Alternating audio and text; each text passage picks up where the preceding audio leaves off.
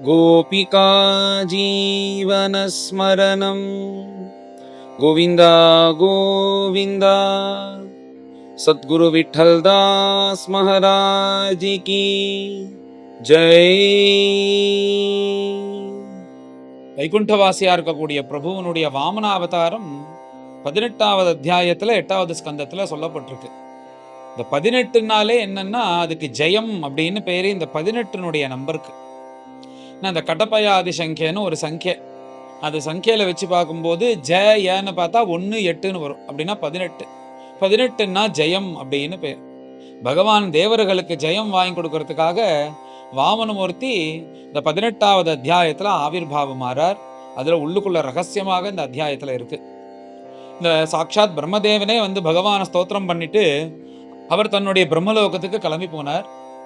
மேல இங்க அந்த கஷ்யப்பரும் அதித்தி அம்மாவுடைய ஆசிரமத்துல சாட்சாத் பகவானே அவதாரம் பண்றார். அவதாரம் பண்ணது அத்புதம் அப்படின்னு வர்ணிக்கிறார். என்னன்னா, ஒரு குழந்தை பிறக்கிறதுனா எப்படி பிறக்கும்? அந்த உள்ளுக்குள்ள அந்த கர்ப்பத்துல இருந்து கொண்டு வெளிச்சமே பார்க்காதனால கண்ணெல்லாம் கூச்சிண்டு கண்ணை திறந்து பார்க்காதபடிக்கு அழுதுண்டே தானே பிறக்கும். ஆனா இங்க பகவான் பிறக்கல. ஆவிர்பாவம் எப்படி கிருஷ்ணாவதாரம் போது பகவான் வைகுண்ட ரூபத்தோட ஆவிர்பாவமாகி வசுதேவரும் தேவகையும் பார்த்தாரோ அதே போல இங்கேயும் வைகுண்ட ரூபத்தோட வந்து தன் அப்பா அம்மாவா இருக்கக்கூடிய கஷ்யப்பரும் அதித்திக்கும் அப்படி ஒரு ரூபத்தை காண்பிக்கிறார். சாட்சாத்காரமாற அப்படி ஒரு ரூபத்தோட ஆவிர்பாவமாற அந்த கஷ்யப்பருடைய ஆசிரமத்துல எப்படி இருக்காருன்னா, பகவான் வஸ்திரத்தை கட்டின்னு அழகா வஸ்திரத்தை கட்டிண்டு அழகான விஸ்தாரமான வக்ஷஸ்தலம், அதுல மகாலட்சுமியோட பிறந்திருக்காராம். நீங்கெல்லாம் எனக்கு பொண்ணெல்லாம் பார்க்க வேணாம், இன்னைக்கு ஏற்கனவே கல்யாணம் ஆயிடுத்து, இவள் தான் என்னோட மனைவின்னு சொல்லுவது போல. தலையில கிரீடம், மகர குண்டலம், கஸ்தூரி திலகம், அழகான கட்டாட்சம், இப்படி விஸ்தாரமான மார்பு, அழகான ரூபத்தோட சாட்சாத் வைகுண்டவாசியாக ஆவிர்பாவம். பார்த்த உடனே கஷ்யப்பருக்கும் அதிதிக்கும் ரொம்ப சந்தோஷம். இப்படி பகவான் பிறந்திருக்காருன்னொடனே அந்த சன்னிவேஷம் எப்படி இருக்குன்னா, பகவத் அவதாரம் ஒன்றும். எப்படி அசுரர்கள்லாம் பிறந்தா இந்த இரண்யகசிபு இரண்யாக்ஷன் பிறக்கிறதுக்கு முன்னாடி ஆகாயமே இருளானதுன்னு சொல்லுவது போல, பகவான் பிறக்கும் போது எல்லாம் திசப்பிரசே துர்ககணம்னு நிர்மலோடு குணோதயம்னு இப்படிதான் இருக்கும். பகவான் அப்படி ஆவிர்பாவம் ஆகும்போது எல்லாம் சர்வசாந்தமாக எல்லாம் இருந்து கொண்டு பிரசன்னமாக எல்லோருக்கும் ஒரு ஆனந்தம். இங்க வந்து பகவான் ரகசியமாதான வாமனாவதாரமா பிறக்கிறார், யாருக்கும் தெரியாது. ஆனா எல்லோருக்கும் பார்த்தா ஏதோ ஒரு அலாதியான ஆனந்தம். இந்த மாதிரி ஆனந்தத்தை அனுபவிச்சது இல்லையேன்னு அத்தனை ரிஷிகள், ஜந்துக்கள், மரம், பட்சிகள் எல்லாத்துக்கும் தோன்றது பகவானுடைய ஆவிர்பாவத்தினால. அப்படி எல்லோரும் பரம சந்தோஷம் அடைகிறா. அப்படி பகவான் வைகுண்ட ரூபத்தோட ஆவிர்பாகமாகி அப்பா அம்மாவுக்கு காட்சி கொடுக்குறார். அப்படி வைகுண்டவாசியா இருக்கக்கூடிய பிரபு ஸ்ரவண நட்சத்திரம், திருவோண நட்சத்திரத்துல பாத்ரபத மாசம் சுக்லபக்ஷ துவாதசி, புரட்டாசி மாசம் அந்த சமயத்துல வரும். நம்ம ஓணம் பண்டிகை கொண்டாடுறமே, அதுதான் அந்த சமயத்துல பகவத் அவதாரம்னு சொல்லி அந்த துவாதசி என்று பகவான் அவதாரம் பண்ணினார். இப்படி பகவான் அவதாரம் பண்ணும்போது 2 கிரகங்கள் உச்சமா. இங்க இந்த தேவகுருவா இருக்கக்கூடிய பிரகஸ்பதியும் உச்சத்துல இருக்கார், அசுர குருவா இருக்கக்கூடிய சுக்கிர கிரகமும் உச்சத்துல, 2 பேரும் உச்சத்துல இருக்காலாம். பகவானுடைய காரிய சித்திக்காக அத்தனை நட்சத்திரங்களும் கிரகங்களும் அனுகூலமா இருக்கான். பகவானே அவதாரம் பண்ணும்போது நாம போய் இவாளுக்கு பிரதிகூலமா இருந்துட்டு இம்சையா பண்றது, இவரே எப்பயோத்தர் பிறக்கிறார், அப்ப வந்து நாம அனுகூலமா இல்லைன்னா தான் தப்புன்னு அத்தனை நட்சத்திரங்களும் கிரகங்களும் தான் இடத்தெல்லாம் மாத்திண்டு அனுகூலமா இருந்தா எப்படி இருந்தா அனுகூலமா இருக்குமோ அந்த மாதிரி அனுகூலமா எல்லா இடத்துக்கும் அந்த கிரகங்கள்லாம் வந்து நட்சத்திரங்கள்லாம் வந்துருத்தான் பகவானுடைய காரிய சித்திக்காக. இப்பேற்பட்ட பகவான் பிறந்த அந்த திதிக்கு விஜயத்வாதசி அப்படின்னு ஒரு பேரு. அப்புறம் இது தேவர்களுக்கு மாத்திரம் தெரியுமோன்னு, தேவ காரியமாக பிறந்திருக்கிறதுனால தேவர்கள்லாம் புஷ்மாரி பொழிகிறார்கள். இந்த கஷ்யப்பருடைய ஆசிரமத்துல பகவான் அவதாரம் பண்ணியிருக்காருன்னு தெரிந்து கொண்டு மேல கஷ்யப பிரஜாபதிக்கும் அதிதிக்கும் பரம சந்தோஷம். எப்பேற்பட்ட பிரபு நம்ம மாத்துல வந்து பிறந்திருக்கார். இது வந்து இவர் ரகசியமா இல்லைன்னா ஊருக்கெல்லாம் கூப்பிட்டு எல்லார்ட்டையும் இது பண்ணி சம்பிரமா கொண்டாடி இருப்பார்.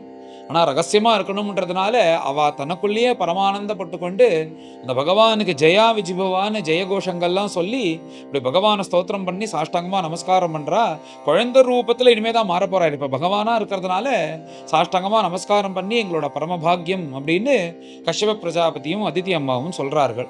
இப்படி அந்த கஷ்யப பிரஜாபதியும் அதிதி அம்மாவும் பார்த்துட்டே இருக்கும்போது இந்த வைகுண்ட ரூபத்துல வச்சுன்னு எந்த காரியத்தையும் பார்க்க முடியாதுன்றதுனால அந்த பிரபு ஒரு பிரம்மச்சாரி வேஷத்துல குள்ளமாக வாமனமூர்த்தியாக மாறிட்டார். என்னன்னா அவருக்கு சமயம் இல்லை. அவர் வந்தார், அவதார காரியத்தை பண்ணிட்டு அவர் தன்னுடைய இடத்துக்கு போகணும். பிறந்து அப்புறம் 5 வருஷம் வளர்ந்து அப்புறம் உபநயனம் பண்ணிட்டு இருந்தால் அவருக்கு சமயம் இல்லையாம். அதனால மேல தேவர்கள் கஷ்டப்படுறாளோ அவளை காப்பாற்றணுன்றதுக்காக பிரபு சின்ன ஒரு 5-6 வயசு குழந்தையாகவே மாறிட்டார். இப்படி குழந்தையாக மாறி இப்போ பிரம்மச்சாரி வயசுக்கு வந்துட்டார். மேல அவருக்கு உபநயனம் பண்ணக்கூடிய அந்த வயசுல இருக்கார் பிரபு. இப்போ உடனே கஷ்யப்பர் ஜாதகர்மா நாமகரணம் எல்லாத்தையும் இப்போ பிறந்தது போல எல்லாத்தையும் பண்ணி இப்போ வந்து தகுந்த வயசு உபநயனம் பண்ற வயசு சொன்னோம். அதனால மேல உபநயனம் பண்ணணும் அப்படின்னு தீர்மானம் பண்ணிட்டேன். இந்த உபநயனம் எப்போ பண்ணணும் அப்படின்னா, அந்த குழந்தைக்கு வாக்குல மந்திரம் சொல்றதுக்கு உள்ள அந்த அந்த ஒரு சக்தி வந்துருத்துன்னா, அது வந்து திரும்ப சொல்றதுக்குள்ள அந்த சக்தி வந்துருத்துன்னா உபநயனம் பண்ணிடு அப்படின்னு சாஸ்திரத்துல சொல்றது. அது ஒரு 5-6 வயசுல தீர்மானமா வந்துடும். ஏன் இவ்வளோ சீக்கிரமா குழந்தைக்கு உபநயனம் பண்ணி சந்தியாதனம் பண்ணு சமிதாதானம் பண்ணுன்னு அந்த குழந்தைய கஷ்டப்படுத்தணுமான்னா, அதுக்கு என்ன காரணம்னா, உபநயனத்துல ரொம்ப முக்கியம் என்ன? பிரம்மோபதேசம். பிரம்மோபதேசம்னா என்ன? காயத்ரிய காதுல உபதேசம் பண்றது தான் பிரம்மோபதேசம். அதுதானே முக்கியம். அந்த பிரம்மோபதேசம், அந்த காயத்ரி வந்து மற்ற இந்த வார்த்தைகள் காமக்ரோதங்கள் இவைகள் எல்லாம் தெரியறதுக்கு முன்னாடி அந்த அந்த குழந்தையோடைய வாக்குல இந்த காயத்ரி வந்துருத்துன்னா அது பார்த்துன்றோம் இந்த பையனை எப்படி வளர்க்கணும், எப்படி இருக்கணும். நித்தியபடி காயத்ரி ஜபம் பண்ணிட்டு சந்தியாவந்தனம் பண்ணனுடைய அவனுடைய வாக்கு தேஜஸே தெரியும் எப்படி இருப்பான்றது. அதை அவனை பார்த்தாலே தெரியும். அந்த காயத்ரி அம்மா அவனை காப்பாற்றுவா. அதனால இந்த காமக்ரோதங்கள்லாம் வரத்துக்கு முன்னாடியே அந்த குழந்தைக்கு வாக்குல காயத்ரி வரணுன்றதுனால தான் இந்த மந்திரோச்சாரண சக்தி வந்த உடனேயே வந்து இந்த உபநயனம் பண்ணிடணும் அப்படின்னு பெரியவாள்லாம் சொல்லுவோம். அதுக்கு 5-6 வயசு இந்த ஒத்தப்படையில் பண்ணோம் ரெட்டப்படையில் பண்ணோம் இதெல்லாம் கிடையாது.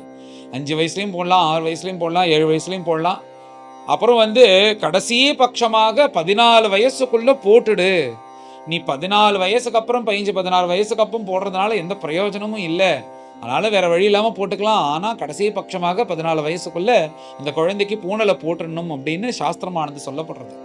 அதனால இப்போ வந்து இந்த வாமனர் வந்து அந்த உபநயனம் பண்ணிக்கிறதுக்குள்ள அந்த சரியான வயசுல இருக்கிறதுனால இந்த உபநயனத்தை ஆச்சரியமாக ஏற்பாடு பண்றார் கச்சிப்ப பிரஜாபதி. இப்போ பகவானோ வந்து பிராமண குலத்துல பிறந்திருக்க.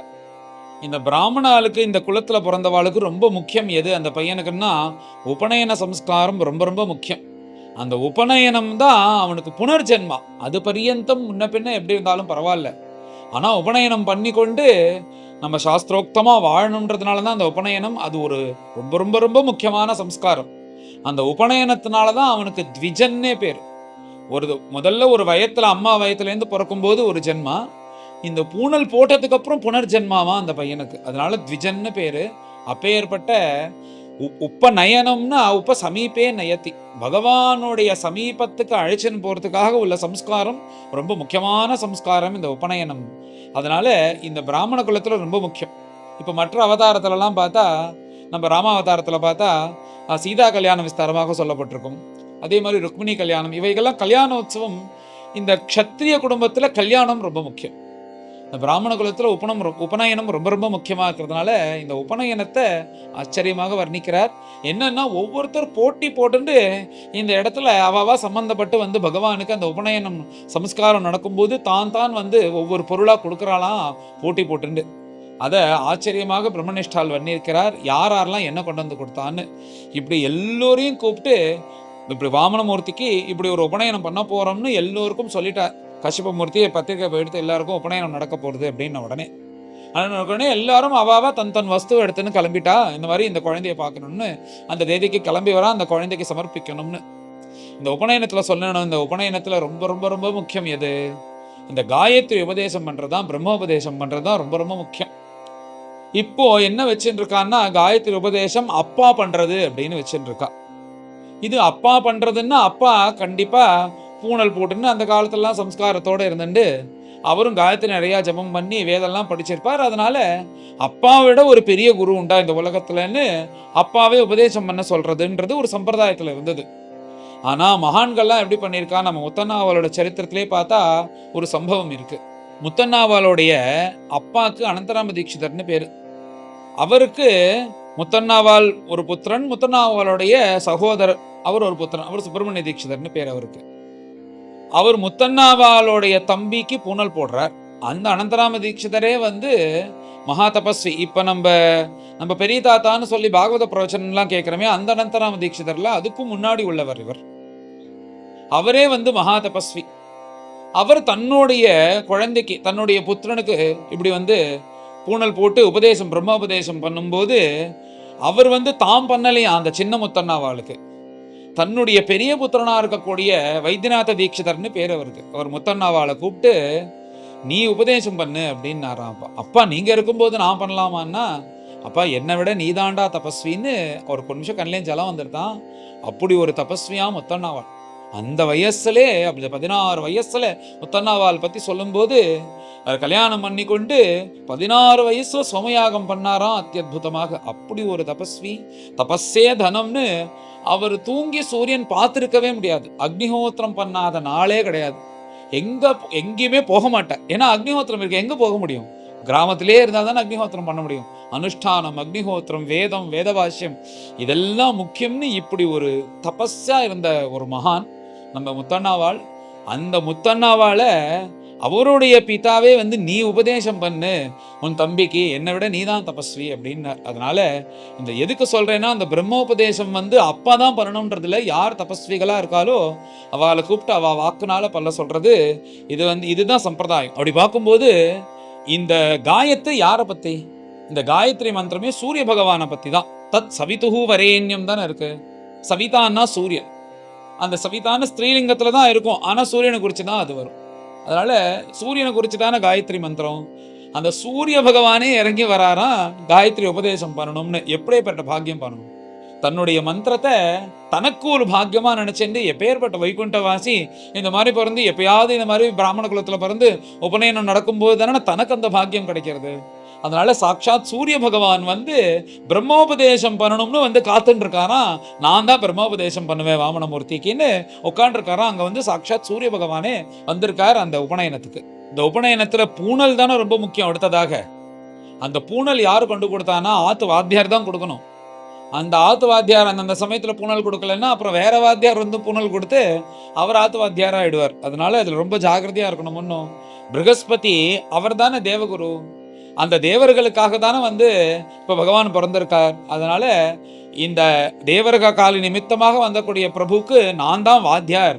நாளைக்கு நல்லது கெட்டது எதுவா இருந்தாலும் என்கிட்ட தான் வரணும், நான் தான் பவித்திரம் கொடுப்பேன், நமஸ்காரம் பண்ணி வாங்கிக்கணும்ன்றது போல தன்னுடைய ரைட்ஸை காமிக்கிறாராம் ப்ரகஸ்பதி. தேவகுருவா இருக்கக்கூடிய ப்ரகஸ்பதி பூணல் அழகா நூத்து கொண்டு வந்து கொடுக்குறாராம். ஏன்னா வைகுண்டவாசியா இருக்கக்கூடிய பிரபுக்கு, விஸ்வரூபனா இருக்கக்கூடிய பிரபுக்கு எத்தனை மில்லு ரன் ஆனாலும் அதுக்கு வந்து பூணல் தயார் பண்ணி கொடுக்க முடியாது. இப்ப பகவானோ வந்து ஒரு குள்ளமாக ஒரு 1.5-2 அடியில இருக்கார் அந்த பிரபு. அந்த பிரபுக்கு எவ்வளவு ஒரு ஜான்ல பூணல் பண்ணா போறாதோ அப்படி விறுவிறுன்னு பூணலத்தை நூத்து அது அழகா மந்திரம் சொல்லி கையில வச்சுட்டு இருக்காராம். இந்த பூணல் உபநயனம் போது தான் பண்ணி வச்சு போட்டு வைக்கணும்னு இந்த பூணல் கொண்டு வந்திருக்காராம் ப்ரகஸ்பதி. அடுத்தது மேகலைன்னு பேரு. மேகலைன்னா அந்த தர்பத்தினாலேயே அதை நல்லா சுருட்டி அதை ஒரு கயர் மார்கி பண்ணி இடுப்புல கட்டிக்கணும். இதெல்லாம் வந்து பிரம்மச்சரிய லட்சணம். இதெல்லாம் கட்டின்டான்னா என்னென்ன தோஷங்கள் வராது, மனசு இந்த மாதிரிலாம் இருக்கும், அலப்பாயாதுன்றது சாஸ்திரத்துல சொல்லியிருக்கு. அது நித்தியப்படி தரிச்சுக்கணும் இடுப்புல. அந்த மேகலையை அழகா அதை செஞ்சு கஷ்யப்பர் தன்னுடைய பிதாவா இருக்கக்கூடிய கஷ்யப்பரே கொண்டு வந்து இடுப்புல கட்டி விடுறாராம் அந்த வாமனமூர்த்திக்கு. பிரம்மச்சாரிக்கு அடுத்ததாக மான் தோல் ரொம்ப முக்கியம். இந்த மான் தோல் வந்து பிரம்மச்சரியத்தோட வச்சுக்கும் அப்படின்றது சாஸ்திரம். அதனாலதான் அந்த பூணல்ல தலாவணை ஆட்டும் போதெல்லாம் அந்த பூணல்ல போட்டு விட்டுருவா. எல்லா ஆவணை ஆட்டத்துல இந்த பூட்டல்ல போட்டுக்கணும்னு சுருக்கமா போட்டு வச்சிருவா. அதனால இந்த மேகலை இந்த மான் தோல்ல உட்காந்து ஜபம் பண்ணா விசேஷம்ன்றதுனால சாட்சாத் பூமி தேவியே மான் தோல் கொண்டு வந்து கொடுக்குறா. அப்புறம் கையில ஒரு பலாச தண்டம் வச்சுக்கணும். அந்த பலாச தண்டம் காட்டுக்கு ராஜாவா இருக்கக்கூடிய வனஸ்பதியா இருக்கக்கூடிய சோமன் கொண்டு வந்து அந்த பலாச தண்டத்தை கொடுக்குறார். உபநயனத்துல எல்லாம் இப்ப சாதாரணமா இருக்கிறவங்க பட்டு வஸ்திரம் இந்த காலத்துல கட்டிக்கிறா.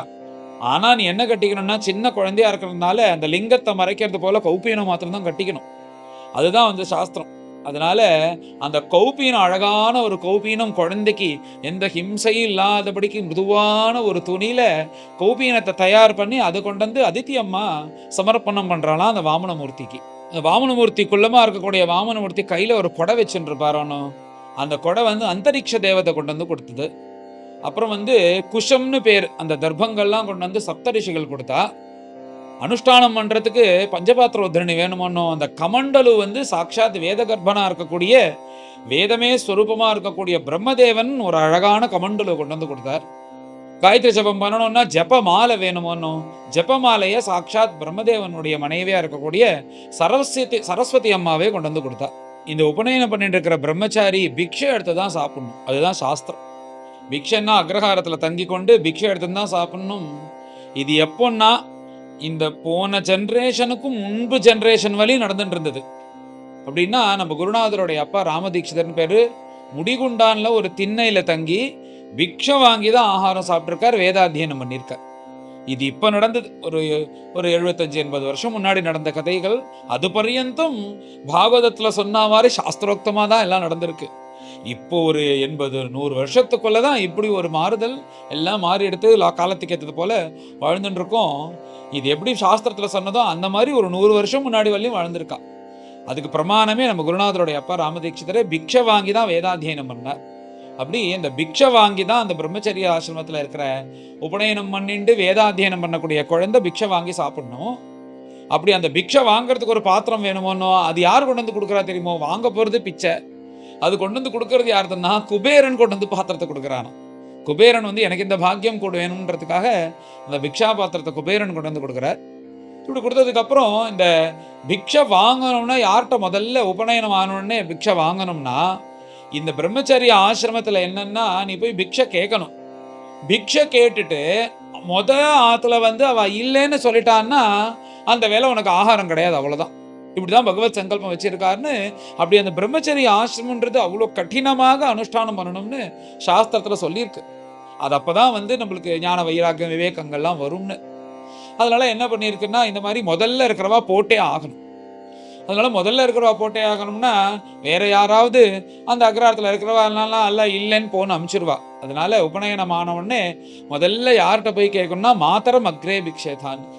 முதல்ல யாரு கேட்டா எந்த க்ஷணத்திலையும் எந்த சமயத்திலையும் இல்லைன்னு சொல்லாம கொடுக்குறவா யாரோ அவள்கிட்ட கேடு அப்படின்னு யோசிச்சு பார்த்தது வேதமே யோசிச்சு பார்த்துட்டு அப்படி ஒருத்தர் இருக்காருன்னா அது அம்மா தான் அப்படின்னு அம்மா கிட்ட போய் கேளுன்னு வேதமே சொல்லிடுதான். ஏன்னா தாயார் தான் தனக்கு இல்லைன்னாலும் பரவாயில்ல, எப்படியா இருந்தாலும் சரி அந்த குழந்தை பசியா இருக்கக்கூடாதுன்னு எப்படியோ ஒன்று ஏதாவது பண்ணி போட்டுருவா. அது அம்மாவோட மனசு. அதனால இங்க அம்மாவா இருக்கக்கூடிய அதித்தி அம்மா வந்து பிக்ஷை போடலையா. இங்க அந்த அம்மா ஸ்தானத்தை யார் எடுத்துட்டான்னா ஜெகன்மாதாவா இருக்கக்கூடிய புவனேஸ்வரி பார்வதி தேவி கைலாசத்திலேருந்து வந்து தான் முதல்ல பிக்ஷை போடுறாலாம் ஆசைப்பட்டு.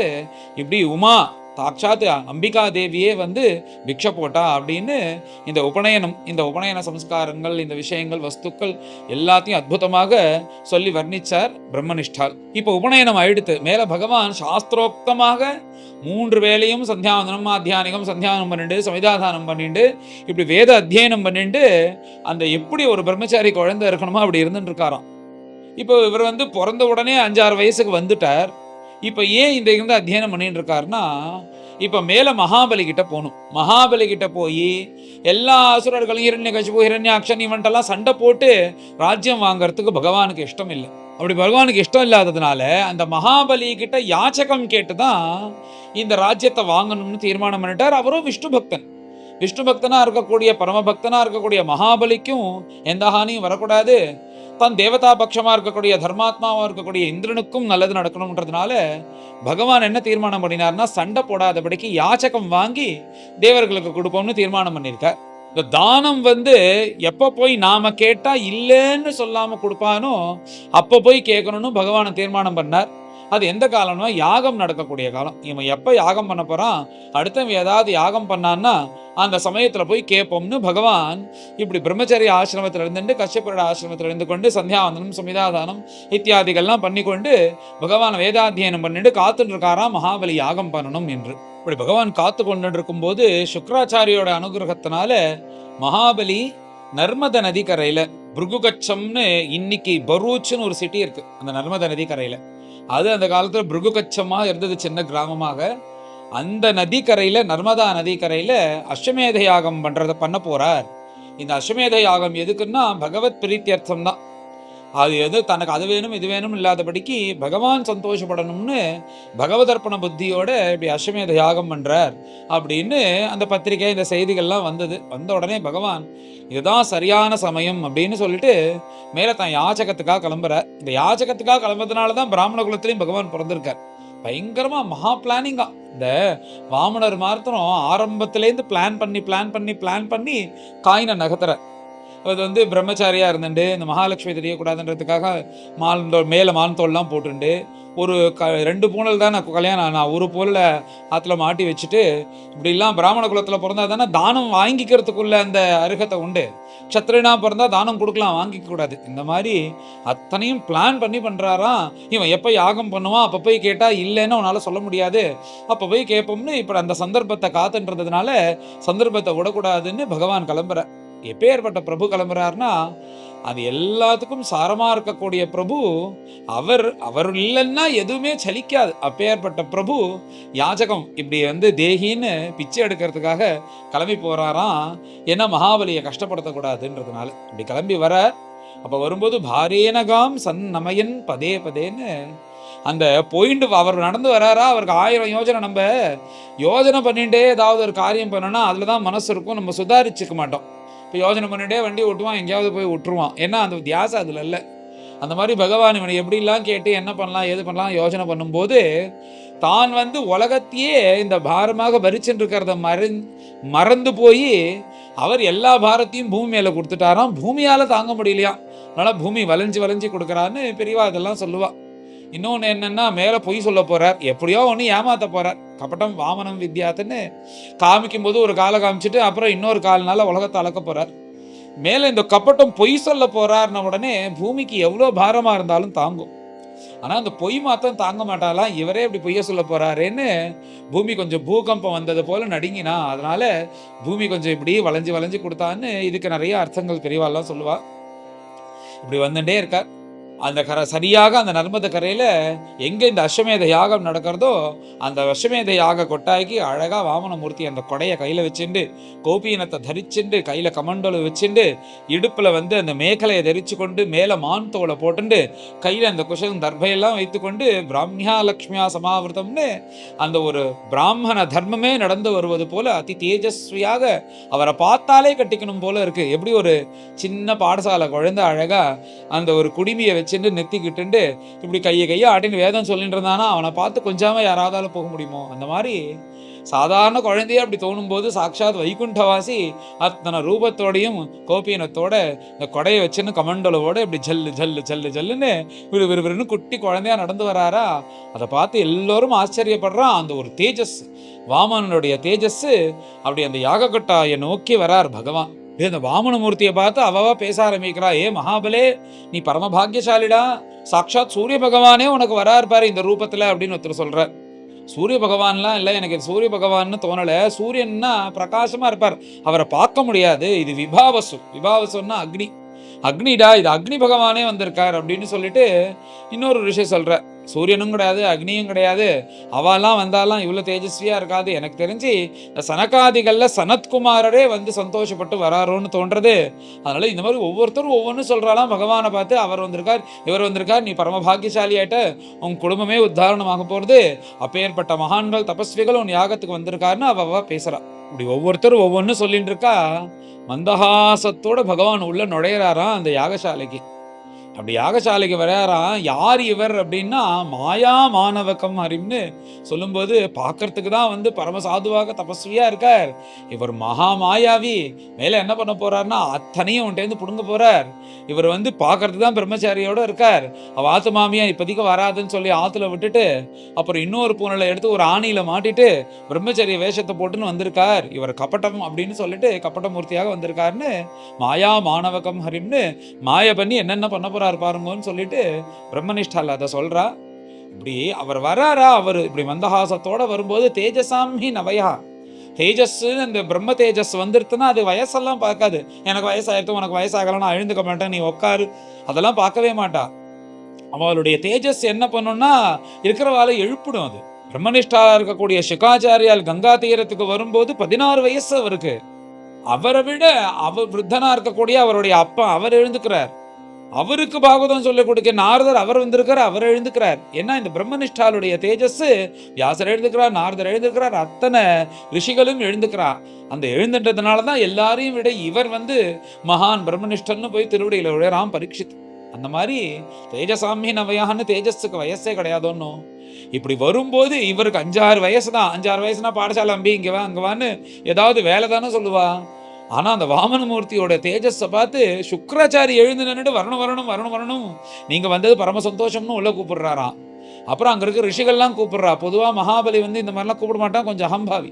ஆனா மகாபலியே தானே வந்து இந்த வாமனமூர்த்தியை கூப்பிட்டு வரணும் வரணும் வரணும் வரணும்னு கூப்பிட்டு அவர் அழிச்சுன்னு உள்ள வராராம். அப்படி ஒரு தேஜஸ் வாமனமூர்த்திக்கு. அது மாத்திரம் இல்லாதபடிக்கு அந்த யாகத்துல இருக்கிற கார்கபத்தியம், ஆகவனியம், தட்சிணாக்னின்னு 3 அக்னிகள், அந்த அக்னிகள்லாம் அந்த ஹோமகுண்டத்திலேருந்து அக்னி பகவான் வந்து கையை கூப்பிண்டு வரணும்ன்றாலாம். இப்படி அந்த அக்னியோட சேர்ந்து அத்தனை ரிஷிகளும் மகாபலியோட சேர்ந்து அந்த வாமனமூர்த்திக்கு சுவாகதம் சொன்னா அப்படின்னு பிரம்மனிஷ்டால் அற்புதமா வர்ணிக்கிற. இப்படி வாமனர் கூப்பிட்டு உள்ள அழைச்சின்னு வந்து உயர்ந்த ஆசனத்தை கொடுத்து இப்படிதானே உட்காந்து வச்சு உபசாரம் பண்ணணும். என்ன சொல்றாருன்னா மகாபலி பார்த்து, என்னுடைய யாகமே இன்னைக்கு வந்து சஃபலமாயிடுது. ஏன்னா நீங்க என்ன, நான் என்ன உங்களை வச்சு கூப்பிட்டா நீங்க வந்திருக்கேள், நீங்களா வந்திருக்கேள். இந்த மாதிரி ஒரு தர்ம காரியங்கள் நடக்கும்போது மகான்களோ பகவானோ தானா வந்தார்னா அது ஏற்றுக்கொண்டார்னு அர்த்தம். என்னுடைய யாகத்தை பகவான் பரிபூர்ணமா ஏற்றுக்கொண்டார்னு நான் நினைக்கிறேன் அப்படின்னு சொல்லிட்டு மகாபலி பரம சந்தோஷப்பட்டு, இதனுடைய பிரபுனுடைய வரவுனால என் குலமே உத்தாரணம் ஆக போறதுன்னு சொல்லி உயர்ந்த ஆசனத்துல உட்காத்தி வச்சு ஒரு தங்க தாம்பாளத்தை கொண்டு வந்து ஒரு தங்க குடத்துல ஜலத்தை கொண்டு வர சொல்லி விந்தியாவலியை கூப்பிட்டு ஜலத்தை விட சொல்லி அந்த பாதத்தை அலம்பராராம். தத்பாத சௌச்சம் ஜனகல்ம சாபகம்னு, எந்த திருவடியில பட்ட ஜலம் வந்து உலகத்துல இருக்கிறவா அத்தனை பேருடைய பாபத்தையும் போக்குறதோ. இது வந்து பின்னாடி பிரம்மதேவனுடைய சத்தியலோகத்துக்கு போன போது அப்பேற்பட்ட பெரிய கால பிரம்மதேவன் மாத்திரனாலதான் அலம்ப முடியும். இல்லைன்னா நம்மளால நினைச்சு கூட பார்க்க முடியுமா அந்த திருவடியை, அதனுடைய அலம்ப முடியுமா? பிரம்மதேவனால முடியும். அதுலேருந்து வந்து 4 சொட்டுகள் கீழே வந்துதான் கங்கையாக போனது அப்படின்னு பெரியவா எல்லாம் வர்ணிக்கிறார். இப்போ அந்த கங்கையினுடைய ஜனக்கம் இங்கே முன்னாடியே எடுத்து இந்த வாமனமூர்த்தியோட சின்ன காலில் ஏற்கனவே கங்கை பிறந்துட்டா. தத்பாத சௌச்சம் ஜனகல்ம சாபகம் அப்படின்னு அவ்வளோ ஸ்ரத்தையா பூஜை பண்றானா மகாபலி. ஏன்னா பிரகலாத சுவாமியோட பேரன், விரோச்சனுடைய பொன்னன் பையன் எப்படி இருப்பார் அவர், அவ்வளோ ஸ்ரத்தையா பூஜை பண்றாரா. இதுதான் பகவான் சுகாச்சாரியாலும் பஞ்சமஸ்கந்தத்தில் சொன்ன பரமயா ஸ்ரத்தையா பரமாதர சமாஹித மனசான்னு. இப்படி அந்த பூஜை பண்ணி தானம் பண்ணதுல பகவானுடைய மனசே ஜில்லுன்னு ஆயிடுதான். அதனாலதான் இவனுக்கு என்ன பதில் பண்ண போறான்னு சொல்லிட்டு காவலாளியா போய் நிக்கிறார் பின்னாடி அந்த சுத்தல லோகத்துல. அப்படி ஒரு பரமஸ்ரத்தையாக அந்த திருவடியை அலம்பி பாதத்தை அலம்பி, இதுதான் தனக்கு கதி, இதனாலதான் நமக்கு இது க்ஷேமம் வரப்போறதுன்னு பரிபூர்ணமா நம்பினான். அந்த நம்பிக்கையில தானே பகவான் இருக்கார். அந்த நம்பினானா இந்த மகான்களுடைய திருவடி தீர்த்தம் தான் நம்மளுக்கு வந்து நம்மளை காப்பாற்ற போறது, நம்ம குடும்பத்தை காப்பாற்ற போறது, நம்ம பெரியோர்கள்லாம் கரையேற்ற போறதுன்னு சொல்லிட்டு அதை வந்து அந்த அப்படியே அலம்பி பூஜைகள்லாம் பண்ணி தானும் புரோக்ஷனம் பண்ணிட்டு தீர்த்த பிரசாதம் எடுத்துட்டு விந்தியாவலிக்கு கொடுத்து மற்ற ரிஷிகள்லாட்டையும் கொடுத்து இதை அப்படியே எடுத்து வைக்கணும்னு அதை கொடுத்து அப்படி ஒரு பூஜை பண்ணினானா. எப்பேற்பட்ட ஜலம்னா இந்த ஜலத்தை வந்து எப்பேற்பட்ட ஜலத்தை பரமேஸ்வரன் தான் தலையில தாங்குறாராம் கங்கையை. எப்படி தாங்குறார்னா, இது மகாவிஷ்ணுவனுடைய திருவடியிலேருந்து வந்ததுனால இது பரம பவித்திரமானது, இது நானும் தரிச்சுக்கிறேன்னு சொல்லிட்டு தரிச்சுக்கிறானா. மகாவிஷ்ணுடைய திருவடியிலேருந்து வந்ததுனாலன்னு சொல்லிட்டு அப்படி பரமேஸ்வரனே தரிச்சுக்கக்கூடிய அந்த ஜலத்தை அதுக்கு முன்னாடியே மகாபலிக்கு கிடைச்சிருத்த அந்த பாக்கியம்னு சொல்லிட்டு மகாபலி புரோக்ஷனம் பண்ணிட்டு எல்லாருக்கும் கொடுத்தார் அப்படின்னு இப்படி ஒரு மகாபலி பாத பூஜை பண்ணதை அற்புதமாக வர்ணிக்கிறார் பிரம்மனிஷ்டா. அப்படி பாத பூஜை எல்லாம் பண்ணி மகாபலி மேல வாமனமூர்த்திட்ட பேச ஆரம்பிக்கிற, நீங்க யாருன்னு எனக்கு தெரியும் அப்படின்றோம். உடனே பகவானுக்கு இப்ப மேல பயம் வந்துருத்தா. என்னடா இது, யாருக்கும் தெரியாம நம்ம பிறந்தோம், நாம தான் பகவான், அது கூட இவனுங்கள்கிட்ட யாராவது வந்து ஏதாவது தகவல் மூலியமா தெரிவிச்சுட்டாளா, யாராவது ஃபோன் பண்ணி சொல்லிட்டாளா அப்படின்னு பகவானுக்கு விதுக்குங்கிறது. அதுக்குள்ள மகாபலிக்கு நம்ம யாருன்னு தெரிஞ்சு போயிடுதான்னு. நான் யாருன்னு சொல்லி பார்ப்போன்றத போல பகவான் பார்க்கறார். நீங்கள் யார் தெரியுமா, நான் என்ன தெரியுமோ நினைக்கிறேன், எந்த மகான்கள்லாம் வந்து காட்டுல தபஸ் பண்றாளோ அப்படின்னு உடனே பகவானுக்கு ஒன்றும் பயமா இருக்கு. தான்னு பகவான்னு தெரிஞ்சு தேவ காரியத்துக்காக வந்தோன்னா அப்புறம் எப்படி தானத்தை கொடுப்பான். இது எல்லாம் பகவானுடைய நாட்டகம் ஒன்றும் அப்படி நடக்கிறது. பகவான் இப்படி பயப்படுவது போல இருக்கார். எந்த மகான்கள்லாம் வந்து காட்டுல தபஸ் பண்றாளோன்னு உடனே பகவானுக்கு பயமா இருக்கு. அவளுக்கெல்லாம் தபஸ் பண்றாளோன்னு அவ பண்ணக்கூடிய அத்தனை தபஸே ஒரு உருவமாக எடுத்துன்னு வந்தா, அது ஒரு உருவமா வந்தா எதுவோ அதுதான் நீங்கள் போல எனக்கு தோன்றது அப்படின்னு உடனே அப்பாடா பொழைச்சேன்னு நினைக்கிறாராம். அந்த தபஸ் பண்ற பலதாத்தா நீங்கள்னா அப்புறம் தேவகாரியமா வந்திருக்கான்னு எல்லாம் தெரிஞ்சிருக்கும். அதனால அந்த தபஸே நீங்கள்னு அப்படின்ன உடனே பகவான் சரி இவன் வந்து நம்மளை பத்தி இன்னும் முழுக்க தெரிஞ்சுக்கலன்னு தன்னுடைய மூச்சு விடுறார். அதுக்கு மேல அவரை பார்த்து சொல்ற, நீங்க வந்ததுனால எவ்வளவு சந்தோஷம் தெரியுமா, என்னுடைய பித்திருக்கள்லாம் சந்தோஷப்படுறா அப்படின்னு. பித்தர்கள்லாம் சந்தோஷப்படுறான்னா, இப்ப இந்த பித்ருலோகத்துல உள்ள பித்தர்கள்லாம் அவ சந்தோஷப்படுவா, அது விஷயம் வேற. இங்க பித்தர்கள்னு யாரு சொல்றாருன்னா, தன்னுடைய பிதாமகரா இருக்கக்கூடிய பிரகலாத சுவாமியை சொல்றார். இப்படி பகவான் வந்திருக்காருன்னு தெரிஞ்சா அவள் எவ்வளவு சந்தோஷப்படுவார். தனக்காக நரசிம்மமூர்த்தியா வந்த பிரபு தன்னுடைய பேரனுக்காக வாமனாவர்த்தாவும் வந்திருக்காருன்னே அவர் எவ்வளவு சந்தோஷப்படுவார். அதனால எங்க பித்தர்கள்லாம் சந்தோஷப்படுவான் இப்படி சொல்லிட்டு மேல அத்யஸ்விஷ்டஹா கிருதுரயம், இந்த யாகம் வந்து பகவான் ஏத்துட்டார். ஏன்னா நானும் உங்களை வர சொல்லவா சொன்னேன், நீங்க வந்துருங்க, சரியான இந்த சமயத்துல நீங்க வந்தாதான் அப்படியே அந்த யாகத்துக்கு வந்து நல்ல ஒரு இது நடக்கும், நீங்க வந்தா எல்லாரும் மகான் வந்திருக்காருன்னு சொல்லி இது பண்ணுவா, அதனால இதனால நானும் சந்தோஷப்படுவேன்னு இப்படிலாம் எந்த பிளானும் பண்ணல. இப்படி இருந்துட்டே இருக்கும்போது பகவானோட பகவதர்ப்பண புத்தியோட ஸ்ரத்தையா யாகம் பண்ணிட்டு இருக்கும்போது நீங்க இந்த யாக கொட்டாய்க்கு வந்த உடனே எனக்கு என்ன தோன்றதுன்னா, இந்த பகவான் இந்த யாகத்தை ஏத்துண்டார், இதுக்கு மேல எந்த சந்தேகம் இல்லை. அத்யஸ்வேஷ்டா கிருதரயம் யத்பவான் ஆகதோ கிருகாத். அதனால என் வீடே பரம பவித்திரமாயிடுத்து, என் வீட்டில் இருக்கிற அத்தனை அமங்கலமும் போயிடுத்து, என் குடும்பமே தன்யமாயிடுத்து, என் பித்திருக்கள்லாம் சந்தோஷப்படுறா, நான் இருக்கிற இடமே பரம பவித்திரமாயிடுத்து நீங்க வந்ததுனாலன்னு அப்படி உபச்சாரம் தெரிஞ்சு ஒரு உத்தம தபஸ்வியா இருக்கக்கூடிய பிராமணால எப்படி உபச்சாரம் பண்ண தெரியணுமோ அப்படி பண்றாராம் மகாபலி. அப்படி வாக்குனாலையும் சந்தோஷப்படுத்தி அவருக்கு வேணுங்கிற உபச்சாரங்கள்லாம் பண்ணி அப்படி மகாபலியை பார்த்து சந்தோஷப்பட்டு நீங்க வந்ததுனால அவ்வளோ ஆனந்தமாகவும் பவித்திரமாகவும் இந்த இடம் ஆச்சு அப்படின்னு தன்னுடைய ஆனந்தத்தை தெரிவிக்கிறார் மகாபலி. இப்படிலாம் அவர்கிட்ட சொல்லி, உங்களுடைய பாத தீர்த்தத்தினால நான் பவித்திரமான, உங்களுடைய அந்த பாத ஸ்பர்ஷத்தினால இந்த பூமியே பவித்திரமானாலும் இப்படிலாம் சொல்லி மேல உங்களுக்கு என்ன வேணும்னாலும் கேளு. ஒரு பிராமணர்களுக்கு பசுமாடு தானே ரொம்ப முக்கியம். அந்த பசுமாட்டிலேருந்து பால் வந்ததுன்னா அதை எல்லா பூஜைகளுக்கு இத்தகைய உபயோகப்படுத்திக்கலாம். தயிரும் பூஜைக்கு வேணும், அதில் வரக்கூடிய நெய் ஹோமத்துக்கு வேணும், அதில் இருக்கிற சாணியை வச்சுட்டு அந்த வரட்டை தட்டி ஹோமத்துக்கு உபயோகப்படும், அதுலேருந்து விபூதி வந்தால் விபூதி இட்டுக்கிறோம். அதனால பசுவே தனம் பிராமணர்கள் அப்படிதான் இருந்தார்கள். அப்படிதான் மகான்கள்லாம் ஆற்றுல அத்தனை பசுமாடு வச்சு காப்பாத்தின்னு இருந்தா, ஏன்னா பசு இருந்தால் தான் அவள் தர்மமே பண்ண முடியும். அப்படி பிராமண தர்மமானது பசுவில் இருக்கிறதுனால நிறைய பசுக்களை கொடுக்கட்டுமா, அந்த மாதிரி நிறைய இப்போ கண்ணு போட்டு நன்னா கறக்கக்கூடிய நல்ல பசுக்கள் நிறையா இருக்கு. இல்லைன்னா ஏராளமான பசு இருக்கும், உங்களுக்கு எவ்வளோ வேணாலும் ஓட்டின்னு போகும். இல்லை எனக்கு பசுக்கள் மாத்திரம் போகாது, எனக்கு நிறையா தங்கம் வேணும்னா சொல்லுங்க, ஏகப்பட்டது கொட்டி கிடக்கு, உங்களுக்கு எவ்வளோ வேணும்னாலும் சொல்லுங்க, அத்தனை வண்டி நான் ஏற்றி விடுறேன் அப்படின்னு பகவான்கிட்ட சொல்றார் மகாபலி. இல்லை நீங்கள் இருக்கிற இடம் கொஞ்சம் சுமாரான இடம், எனக்கு நல்ல இடம் வேணும், நல்ல அரண்மனையோட ஒரு ரெசார்ட் மாதிரி தங்குறதுக்கு நல்ல இடம் வேணும், எல்லா வசதிகளோடும் வேணும்னு சொல்லுங்கோ, உடனே க்ஷணத்துல இருக்கிறதுலே பெஸ்ட் இடமா பார்த்து உங்களுக்கு எழுதி கொடுத்துட்றேன், நீங்க அதில் சந்தோஷமா இருக்கேல, அது வேணுமான்னார். அதுக்கப்புறம் ரொம்ப தூரமா வந்திருக்கேலே, நல்ல ஆகாரம் நல்ல போஜனம் பண்ணி வைக்கட்டுமா, இந்த பாடசாலையில் வந்து அவள் போடுற ஆகாரத்தை சாப்பிட்டு ஒரு நாளைக்கு நெய் இருந்தால் தயிர் இருக்க மாட்டேங்குதுங்க, தயிர் இருந்தால் நெய் இருக்க மாட்டேங்கிறது, ஒரு நாளைக்கு பால் இருக்க மாட்டேங்கிறதுன்னு இந்த மாதிரி பாடசாலை ஆகாரம் சாப்பிட்டு நாக்கு செத்து போயிருக்கும். உங்களுக்கு நல்ல பஞ்சபக்ஷ பரமான்னம் பண்ணி வைக்கட்டுமா, அதுக்கும் இடம் இருக்குது, எல்லாமே இருக்குது, மடியாக பண்ணி போடுவா உங்களுக்கு, நீங்கள் ஆகாரம் பண்ணுறீங்களா, இல்லை இதெல்லாம் வேண்டாம், எனக்கு ஒரு கிராமமே எழுதுவி, ஒரு கிராமம் முழுக்க நாங்கள் எல்லாரும் உட்காந்துட்டு பிராமணெல்லாம் சேர்ந்துட்டு எங்களுக்கு வேணுங்கிற மாதிரி இடத்த அமைச்சுண்டு நாங்கள் வந்து யாக யஜ்யங்கள் பண்ணி கொண்டு பிராமண தர்மத்தில் இருக்கோம், எங்களுக்கு ஒரு கிராமமே வேணும், எங்களை காப்பாற்றுறதுக்கு சேனைகள் தனம் இதெல்லாமும் வேணும், எல்லாத்தையும் நீ ஏற்பாடு பண்ணி கொடு அப்படின்னு எல்லாமே சித்தமாக இருக்குது. கிராமம் வேணும்னாலும் கிராமம், ஒரு நகரம் வேணும்னாலும் நகரம், ஒரு நாடு வேணும்னாலும் நாடு, இல்லை பூமி முழுக்க நீங்கள் எடுத்துக்கினாலும் எடுத்துக்கோங்க, ஒரு தீபம் கூட உங்களுக்காக எழுதி வச்சிடுறேன், எதுவாக இருந்தாலும் கேளுங்க, இத்தனையும் இருக்குது, இதெல்லாம் என்கிட்ட இருக்குப்பா, அதெல்லாம் ஒன்றும் வேண்டாம், நான் வந்து எனக்கு ஒரு நல்ல வது வேணும் கல்யாணம் பண்ணிக்கிறதுக்கு. என்ன ஒரு 5-6 வயசு பையனை பார்த்து கேட்கக்கூடிய கேள்வி அது.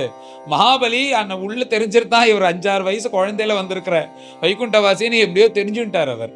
இவரை பார்த்தா சின்ன குழந்தை மாதிரி தோணல அவருக்கு. உடனே இப்போ சொல்றாரா மகாபலி, நீர் இருக்கிற உங்க பிரம்மச்சாரியாவே எத்தனை வருஷம் இருக்கிறது, எவ்வளோ வருஷம் தான் பிரம்மச்சாரியாவே இருக்கிறது, அதாவது காலாகாலத்தில் பண்ணிக்க கல்யாணம் பண்ணிட்டு சௌக்கியமா இருக்க வேண்டாமா, அதனால ஒரு நல்ல பெண் வேணும்னு எதிர்பார்த்துட்டு இருக்கேளா, நம்ம கிட்ட நிறைய நல்ல பெண்கள் இருக்கா, நல்ல குணவதியா, ரூபவதியா, தனவதியா, நல்ல குடும்பத்து பெண்கள்லாம் இருக்கா, அந்த மாதிரி குடும்ப பெண்கள்லாம் கிடைக்கிறதே கஷ்டம், அந்த மாதிரி பெண் இருக்கா, நீர் கல்யாணம் பண்ணிக்கிறீர்களா, ஏதாவது கேளுங்கோ சுவாமி, ஏதாவது கேளுங்கோ, நீங்க வந்து கிராமத்திலேருந்து ஆரம்பிச்சு பூமண்டலம் பரியந்தம் கேளுங்க, எதுவா இருந்தாலும் கிடைக்கிறேன், லோகானாம் ஏகமீஸ்வரம்னு 3 லோகத்துக்கு நான் தான் அதிபதி, நீங்க எது கேட்டாலும் வேணுங்கோ தரேன், எது கேட்டாலும் கடன் தரேன் அப்படின்னு சொன்ன உடனே பகவான் வந்து மகாபலிட்ட கேட்குறாராம், ஏன்டா நான் யாச்சகத்துக்கு தான் வந்தேன் உனக்கு தெரியுமா அப்படின்னு பகவான் கேட்ட உடனே மகாபலி சொல்றார், நீங்க கோச்சிக்க கூடாது, நீங்க யாச்சகத்துக்கு தான் வந்திருக்கேன்னு எனக்கு தெரியறது அப்படின்னாராம். என்னன்னா பகவானா இருந்தாலும் சரி,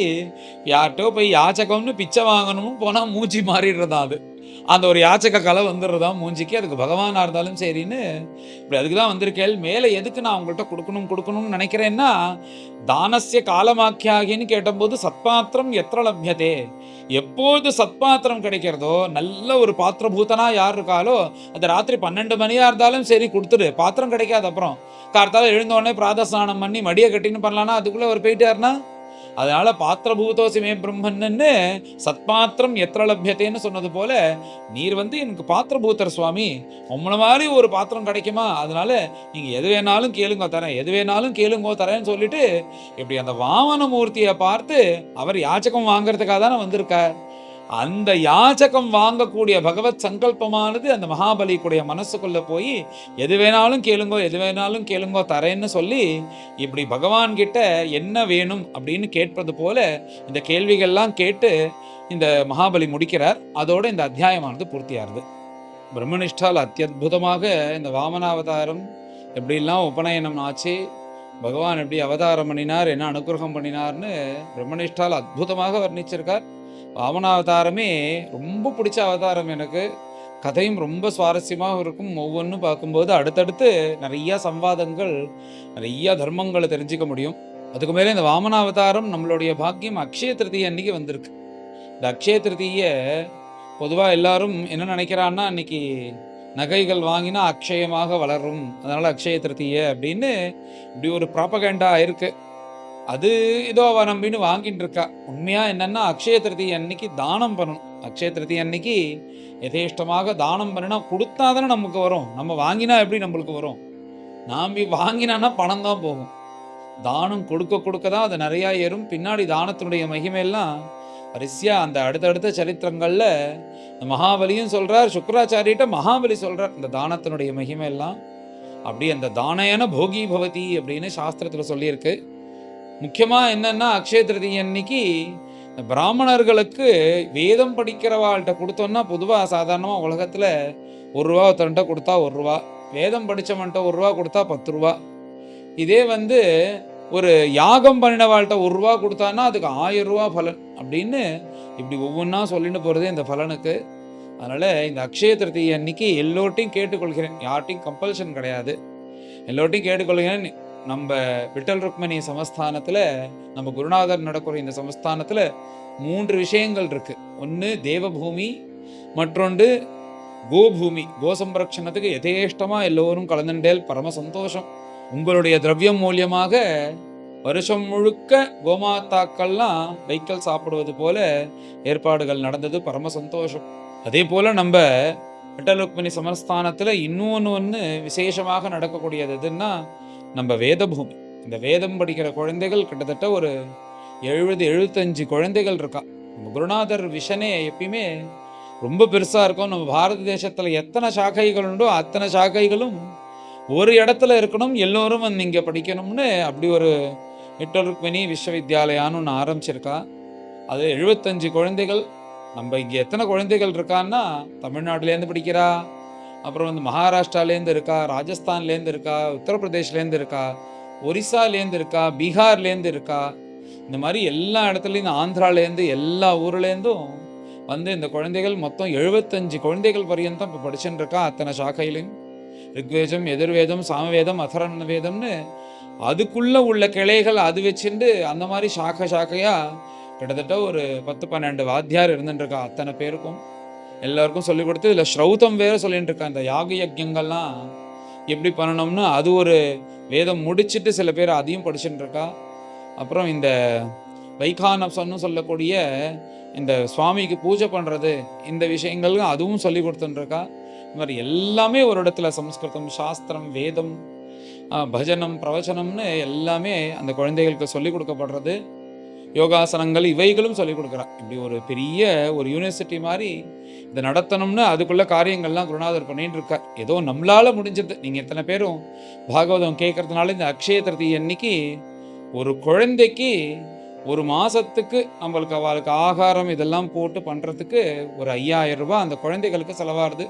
தங்கறது, ஆகாரம் எல்லாம் சேர்த்து. ஆகையால ஒரு குடும்பத்திலேருந்து எல்லோரும் எத்தனை குழந்தைகள் முடியுமோ அத்தனை குழந்தைகள் கலந்துக்கலாம். முடிந்தவரை ஒரு குழந்தைகளுக்காக இதுல கலந்துக்கணும்னு கேட்டுக்கொள்கிறேன். அது விவரமான டீட்டெயில்ஸ் எல்லாம் வந்து அடுத்தது இந்த QR கோடும் அப்புறம் வந்து இந்த அக்கௌண்ட் டீட்டெயில்ஸும் நம்ம பாகவத குரூப்லேயே போடுவோம். இந்த மாதிரி புண்ணிய காலங்களில் தானம் பண்ணினேன்னா அக்ஷயமாக நம்மளுக்கு வரும். அதனால தான் இதுக்கு அக்ஷய திருத்திய அப்படின்னு பெரியோர்கள்லாம் இந்த மாதிரி புண்ணிய காலத்தில் கோதானம் பண்ணுறது, இந்த மாதிரி வேத பாடசாலைகள்லாம் போய் அவளுக்கு ஆகாரம் போடுறதுன்ற தர்மங்கள்லாம் பண்ணுவா. இதில் என்ன ஆச்சரியம்னா, எந்த வேதத்தை உதாரணம் பண்ணுறதுக்காக பகவான் வந்தாரோ, எந்த வேதத்தை வந்து படிக்கிறதுக்கு அருகனாக இருக்கக்கூடிய பிராமண குலத்தில் பகவான் பிறந்து உபநயனம் எல்லாம் பண்ணிட்டு இப்படி ஜுவலிச்சாரோ, அந்த வாமன அவதாரமும் அவர் உபநயனம் போட்டுன்ற கதையெல்லாம் நம்மளுக்கு அக்ஷய திருதி அன்னைக்கு இப்படி கேட்கக்கூடிய பாக்கியம். இப்படி ஒவ்வொன்றையும் நம்ம பார்த்துட்டு வரும்போது எல்லாமே பகவான் அனுகூலமாக இருந்து இது ஏற்றுக்கொண்டது போல எல்லாமே இருக்கு. அதனால ஒரு குழந்தைக்கு 5000 ரூபாய் ஆறுது. இந்த விவரம் அதில் போடுறோம். யாருக்கு என்ன முடியுமோ அதை கலந்துக்கலாம். இதில் எந்த கம்பல்ஷனும் கிடையாது. அதனால யாருக்கு என்ன முடியுமோ அதில் கலந்துண்டு அவர்கள் புண்ணியத்தை சேர்த்துக்கணும்னு பிரார்த்தனை பண்ணிக்கிறோம். இதுக்கு வேணுங்கிற விவரங்கள்லாம் நம்ம பாகவத குரூப்லேயே வரும்.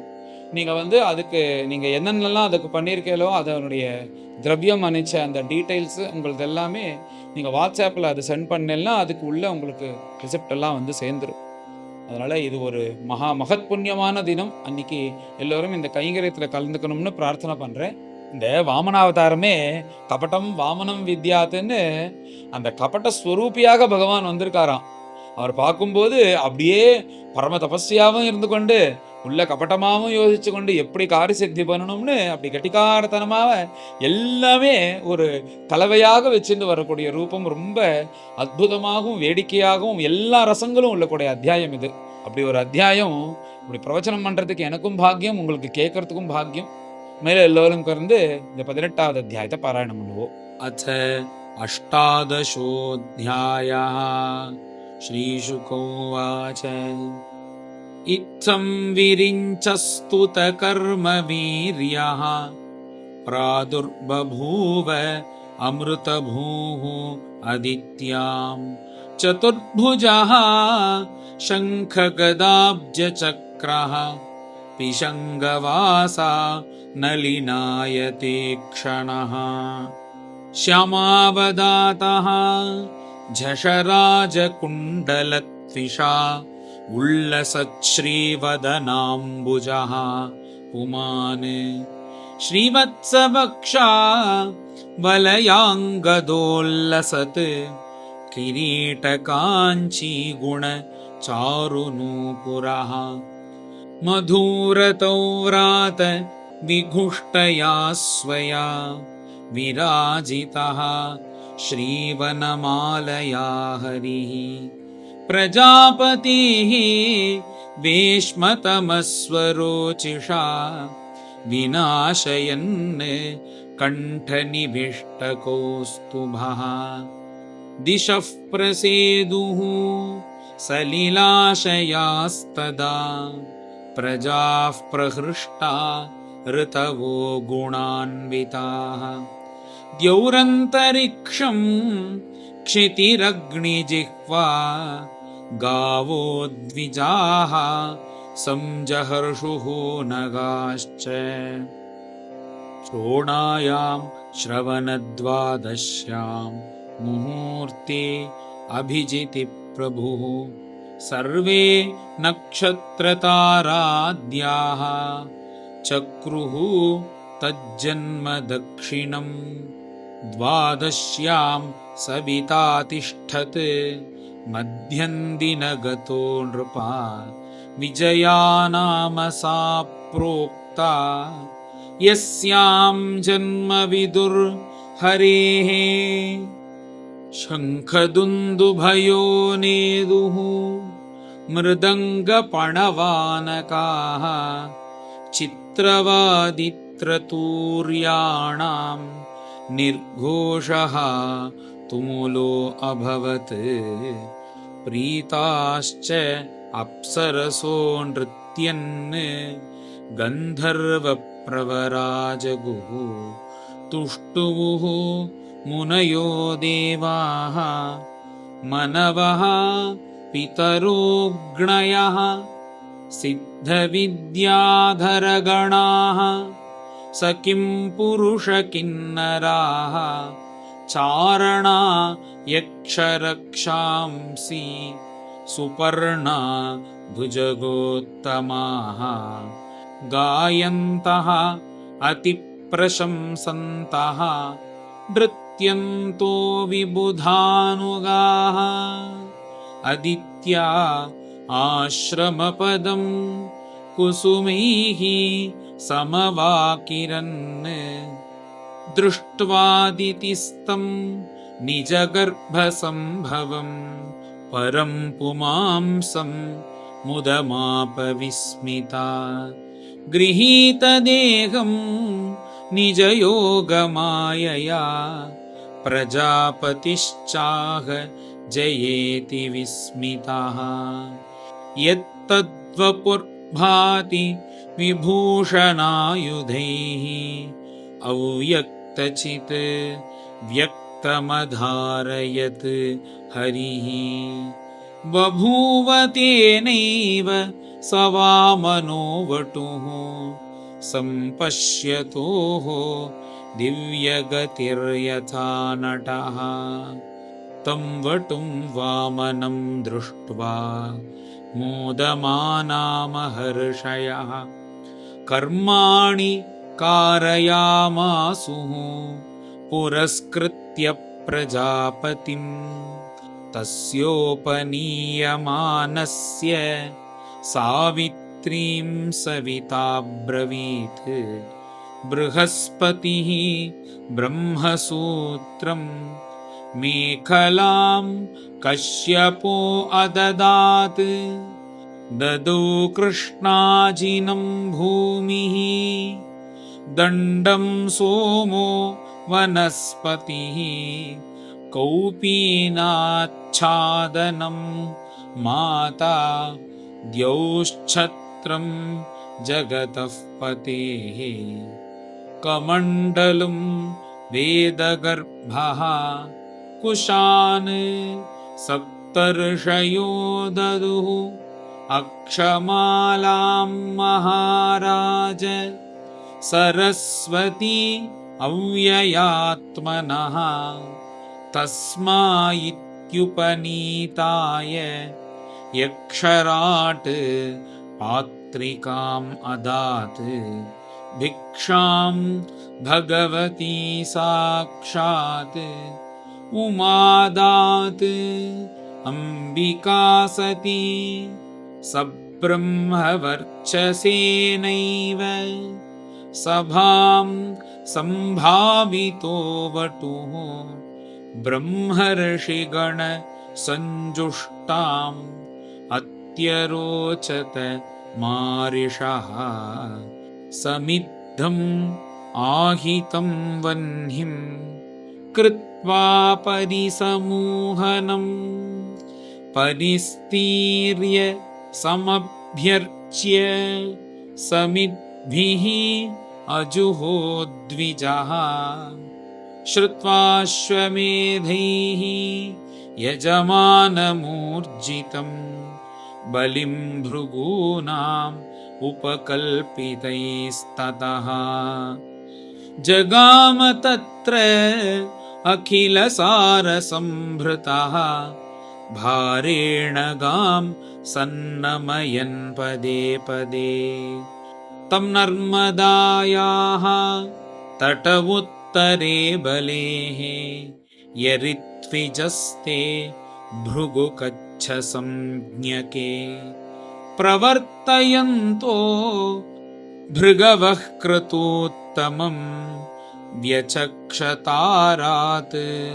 उदितं यथा रविं तरित्विजो यजमानः सदस्याः हतत्विषो वामनतेजसा नृपा सूर्यः किलायाति उत वा विभावसुः सनत्कुमारोऽथ दिदृक्षया क्रतोः इत्थं सशिष्येषु भृगुष्वनेकधा वितर्क्यमाणो भगवान् स वामनः।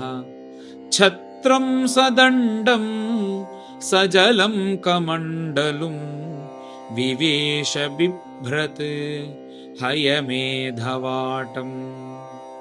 मौञ्च्यामेखलयावीतम् उपवीताजिनोत्तरं जटिलं वामनं विप्रं मायामाणवकं हरिं प्रविष्टं वीक्ष्य भृगवः सशिष्यास्ते सहाग्निभिः प्रत्यगृह्णन् समुत्थाय संक्षिप्ताः तस्य तेजसा। यजमानः प्रमुदितः दर्शनीयं मनोरमं रूपानुरूप अवयवं तस्मै आसनमाहरत्। स्वागतेन अभिनन्द्याथ पादौ भगवतो बलिः अवनिज्य अर्चयामास मुक्तसङ्गमनोरमं। तत्पादशौचं जनकल्मषापहं सधर्मवित् मूर्ध्न्यदधात्सु मङ्गलम्। यद्देव देवो गिरिशश्चन्द्रमौळिः दधारमूर्ध्ना परया च भक्त्या। बलिरुवाच स्वागतं ते नमस्तुभ्यं ब्रह्मन् किं करवाम ते। ब्रह्मर्षीणां तपः साक्षात् मन्ये त्वार्य वपुर्धरम्। अद्य नः पितरस्तृप्ताः अद्य नः पावितं कुलम्। अद्य स्विष्टः क्रतुरयं यद्भवान् आगतो गृहाण। अद्याग्नयो मे सुहुता यथा विधि द्विजात्मज त्वच्चरणावने जनैः। हतां हसो वार्भिरियं च भूरहः तथा पुनीता तनुभिः पदैस्तव। यद्यद्वठो वाञ्छसि तत्प्रतीच्छ मे त्वामर्थिनं विप्रसुतानुतर्कये। गां काञ्चनं गुणवद्धाममृष्टं तथान्नपेयम् उत वा विप्रकन्याम्। ग्रामान् समृद्धान् तुरगान् गजान् वा रथांस्तथार्हत्तमा सम्प्रतीच्छ। श्रीहरये नमः श्रीहरये नमः। इति श्रीमद्भागवते महापुराणे पारमहंस्यां संहितायाम् अष्टमस्कन्धे वामनप्रादुर्भावे बलिवामनसंवादे अष्टादशोऽध्यायः। गोपिका जीवनस्मरणं गोविन्द गोविन्द। सद्गुरु विठ्ठलदास महाराज की जय।